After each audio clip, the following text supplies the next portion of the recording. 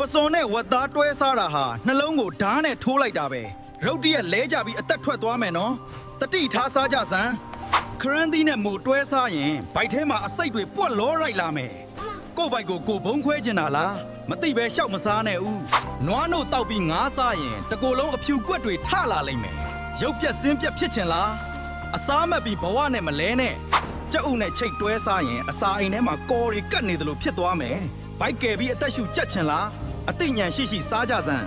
ဖရဲသီးနဲ့ဒိန်ကျင်တွဲစားတာလားအိမ်သာထဲမှာပဲအိတ်နေရမယ်နော်ဦးတွေပါထွက်လာမတတ်ဝမ်းလျှောချင်လားမစားနဲ့လို့ငါပြောနေတယ်နော်ကစွမ်းဦးနဲ့ပြောင်းဘူးတွဲစားလိုက်တာဟာလူကြားထဲမှာဖင်ပေါက်ကွဲမတတ်အီးပေါက်လိမ့်မယ်အဆက်ကွဲပြီးမျက်နှာငယ်ချင်လားဒါတွေတွဲမစားနဲ့ပဲနို့ထဲကိုတကြားညိုထဲ့တောက်တာဟာအာဟာရတွေကိုအမိုက်ဖြစ်အောင်လုပ်လိုက်တာပဲအလကားနေရင်ဘိုက်နာခြင်းရင်တော့တောက်လိုက်ကနန်းစားပြီးရေခဲရေတောက်တာဟာဘိုက်ထဲမှာရေခဲတောင်စောက်လိုက်တာပဲအစာစိတ်တင်ပြီးလူးလိမ့်နေရမယ်သေးနော်တတိထား